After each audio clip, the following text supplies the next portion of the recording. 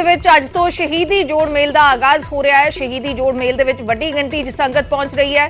छोटे साहिबजादियां ते माता गुजर कौर जी की शहादत नूं समर्पित जोड़ मेल का अज आगाज हो रहा है। 28 दिसंबर तक समागम चलणगे। वड्डी गिणती दे विच संगत नतमस्तक हो रही है। फतेहगढ़ साहिब अज वड्डी गिणती च संगत पहुंच रही है। शहीदी जोड़ मेल का अज तो आगाज हो रहा है। 28 दिसंबर तक शहीदी जोड़ मेल के समागम चलणगे। छोटे साहिबजादियां ते माता गुजर कौर जी की शहादत नूं समर्पित जोड़ मेल का आगाज हो रहा है। सिर्फ पंजाब तो नहीं, दूसरे राज्यों तो नहीं, सगों विदेशों तो संगत इन्हां दिनां दे विच नतमस्तक होण दे लई पहुंचदी है। 28 दिसंबर तक समागम चलणगे। अज तो शहीदी जोड़ मेल का आगाज होण जा रहा है। वड्डी गिणती च संगत पहुंची हुई है। तीनों दिन वखरे वखरे दिनां ते लोग पहुंचते ने ते नतमस्तक हुंदे ने। मेरे सहयोगी नपिंदर बराड़ लाइव जुड़े हुए ने फतेहगढ़ साहिब तो। नपिंदर, बड़ा ही इतिहासक दिन हुंदे ने जदों शहीदी जोड़ मेल हुंदा है ते वड्डी गिणती दे विच संगत जो असीं जिक्र कर रहे हैं कि सिर्फ पंजाब तो नहीं या दूसरे राज्यों तो नहीं, सगों विदेशों तो भी संगत नतमस्तक होण दे लई पहुंचदी है। की कुछ तस्वीरां ने इस समय दियां? देखो हरदीप, वो दिन वो वडमुली शहादत के दिन जदों दसम पिता श्री गुरु गोबिंद सिंह जी के छोटे छोटे लाला ने अपनी शहादत दी। हालांकि एक हफ्ते दे विच चारां पुत्रां ने शहादत दे दी, चारे बाबा जी ने शहादत दे दी। और हुण क्योंकि 13 पोह के दिन अज देखो 11 पोह है, कल 12 होनी है तो परसों 13 पोह है। 13 पोह के दिन छोटे साहिबजादियां नूं शहीद किया जाता है। तो ये 3 दिन छोटे साहिबजादियां नूं समर्पित ने। इस तो पहला 8 पोह नूं चमकौर साहिब दे विच जिहड़ा शहीदी समागम सी उत्थे रखे गए। 8 पोह के दिन वड्डे साहिबजादियां ने अपनी शहादत दी सी। देखो समागम तो 6 पोह तो शुरू हो जाते हैं। 6 पोह तो श्री आनंदपुर साहिब की धरती तो, क्योंकि गुरु साहिब ने चाले पाए सी 6-7 पोह की रात नूं, उदों तो समागम चल रहे ने। हुण फतेहगढ़ साहिब क्योंकि दुनिया दे विच सब तो छोटी उम्र दे शहीदां दी अगर गल हुंदी है, शहीदां दी गल हुंदी है, तो वो फतेहगढ़ साहिब की धरती दी कीती जांदी है। क्योंकि इत्थे साडे सब तो सारी दुनिया दे विच ऐसी कोई उदाहरण नहीं मिलती। सब तो छोटी उम्र दे शहीद बाबा फतेह सिंह जी, महज 7 साल दे उम्र दे शहीद, जिन्हां देश कौम की खातर शहादत दी।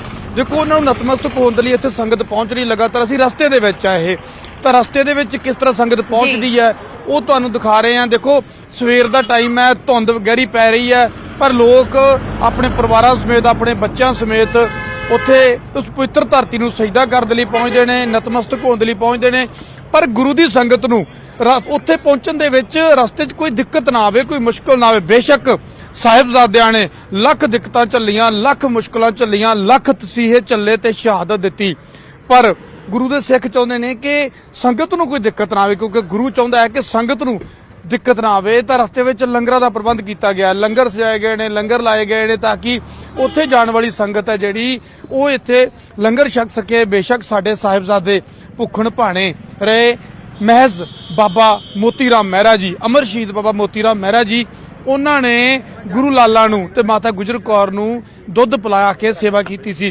पर हुण गुरु दे सिख जगह जगह ते लंगर ला के इत्थे शहीदां दी शहादत नतमस्तक होण लई आ रहीआं संगतां दे लई इत्थे सेवा की जांदी है। वीर होनी साडे नाल ने।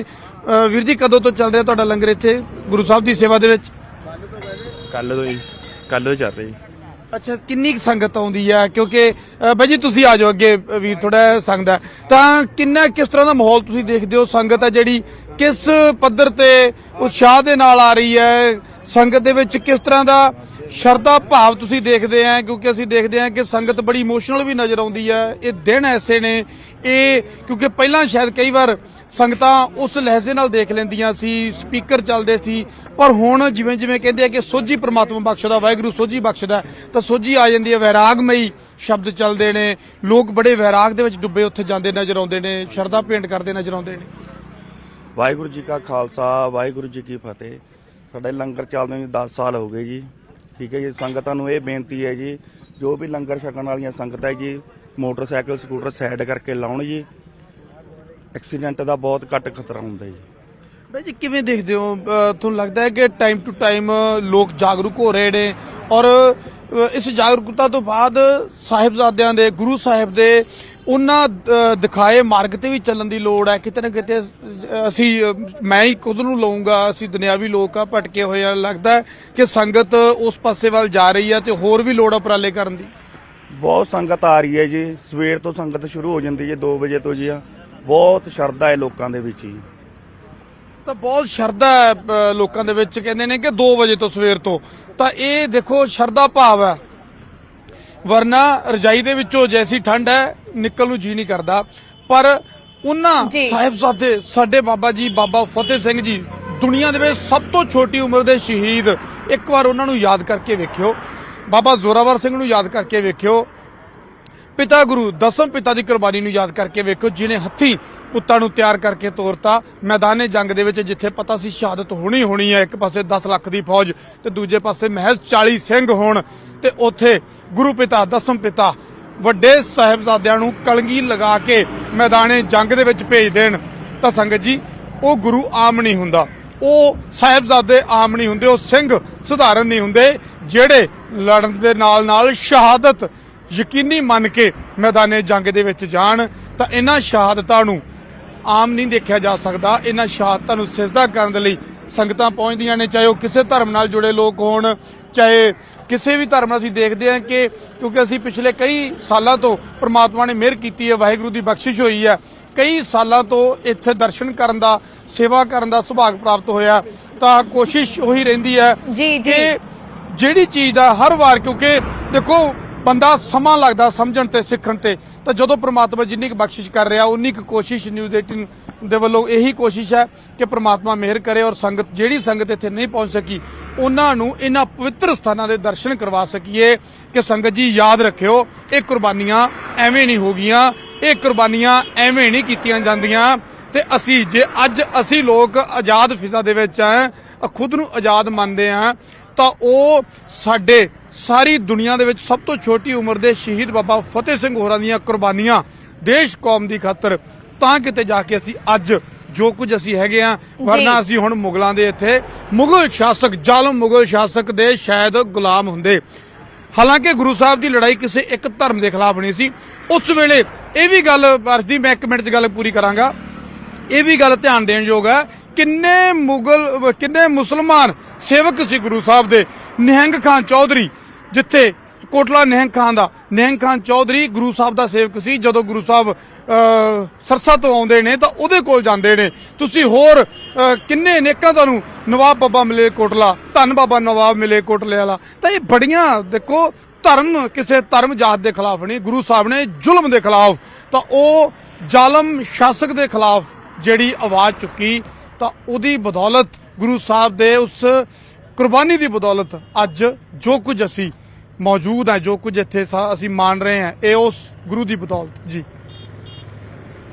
ਜੀ ਬਿਲਕੁਲ, ਉਹਨਾਂ ਹੀ ਕੁਰਬਾਨੀਆਂ ਨੂੰ ਸਿਜਦਾ ਕਰਨ ਦੇ ਲਈ ਦੂਰੋਂ ਲੋਕ ਪਹੁੰਚਦੇ ਨੇ ਇਸ ਜਗ੍ਹਾ ਦੇ ਉੱਤੇ ਦਰਸ਼ਨ ਕਰਨ ਦੇ ਲਈ। ਫਿਲਹਾਲ ਦੇ ਲਈ ਸ਼ੁਕਰੀਆ ਨਪਿੰਦਰ, ਪੂਰੀ ਜਾਣਕਾਰੀ ਦੇ ਲਈ, ਗੱਲਬਾਤ ਦੇ ਲਈ। ਤਾਂ ਫਤਿਹਗੜ੍ਹ ਸਾਹਿਬ ਦੇ ਵਿੱਚ ਸ਼ਹੀਦੀ ਜੋੜ ਮੇਲ ਦਾ ਆਗਾਜ਼ ਹੋ ਰਿਹਾ ਹੈ। ਅੱਜ ਤੋਂ ਸ਼ਹੀਦੀ ਜੋੜ ਮੇਲ ਦਾ ਆਗਾਜ਼ ਹੋ ਰਿਹਾ, 28 ਦਸੰਬਰ ਤੱਕ ਸਮਾਗਮ ਚੱਲਣਗੇ। ਵੱਡੀ ਗਿਣਤੀ 'ਚ ਸੰਗਤ ਪਹੁੰਚ ਰਹੀ ਹੈ। ਮੇਰੇ ਸਹਿਯੋਗੀ ਰਸਤੇ ਦੇ ਵਿੱਚ ਸੀ, ਲੇਕਿਨ ਜਗ੍ਹਾ ਤੋਂ ਲੋਕ, ਭਾਵੇਂ ਠੰਡ ਹੁੰਦੀ ਹੈ ਲੇਕਿਨ ਠੰਡੇ ਬੁਰਜ ਦੇ ਵਿੱਚ ਮਾਤਾ ਗੁਜਰ ਕੌਰ ਜੀ ਨੂੰ ਕੈਦ ਰੱਖਿਆ ਗਿਆ ਸੀ। ਉਸ ਠੰਡੇ ਬੁਰਜ ਤੇ ਦਰਸ਼ਨ ਕਰਨ ਦੇ ਲਈ ਇਸ ਠੰਡ ਦੇ ਵਿੱਚ ਵੀ ਸੰਗਤਾਂ ਦੂਰੋਂ ਪਹੁੰਚਦੀਆਂ ਨੇ। ਅੱਜ ਤੋਂ ਸ਼ਹੀਦੀ ਜੋੜ ਮੇਲ ਦਾ ਆਗਾਜ਼ ਹੋ ਰਿਹਾ ਹੈ। ਤੇ ਹੁਣ